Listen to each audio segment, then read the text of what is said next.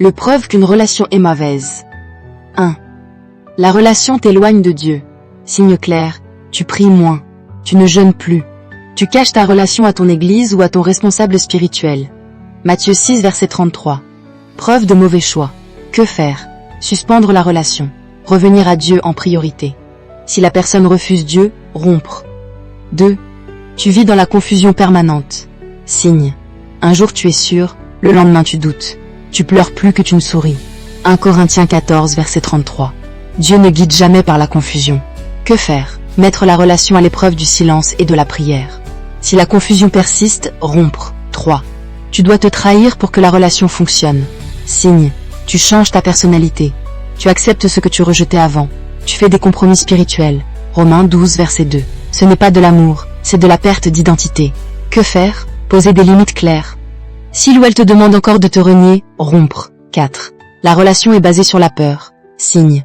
Peur de perdre la personne. Peur de dire la vérité. Peur qu'il ou elle parte. 2 Timothée 1, verset 7. L'amour de Dieu ne fait jamais peur. Que faire? Affronter la vérité avec courage. Une relation qui survit par la peur doit finir. 5. Il y a manipulation, contrôle ou chantage. Signe. Si tu m'aimes, tu dois. Silence punitif. Victimisation permanente. Galates 5, verset 1. Là où l'esprit est, il y a la liberté. Que faire? Refuser toute manipulation. Si ça continue, rompre sans négociation. 6. La relation avance dans le péché. Signe, sexualité non maîtrisée, mensonge, justification du péché. Hébreux 12, verset 14. Dieu ne construit jamais un mariage sur le péché. Que faire? Revenir à la sanctification. Si l'autre refuse, rompre. 7. Tes proches spirituels sont contre. Signe. Parents, pasteurs, mentors avertissent. Tu ignores tous les conseils. Proverbe 11, verset 14. L'isolement est un signe de danger. Que faire? Écoutez les avertissements. Dieu parle souvent par les autres. 8.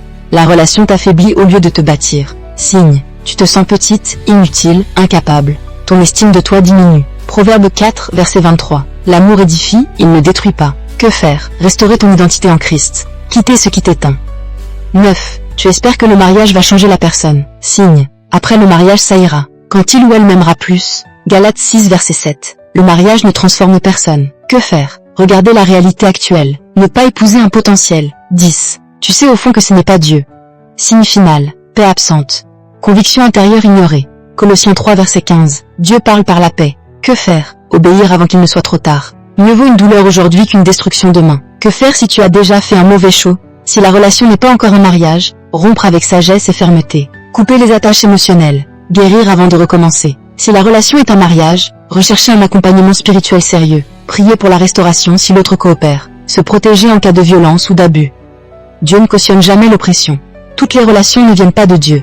Certaines commencent par l'émotion, le besoin, la pression ou la chair, mais finissent par l'oppression, la confusion et la destruction. L'amour de Dieu apporte la paix, la clarté et la croissance. Une mauvaise relation apporte la peur, la culpabilité et la régression spirituelle.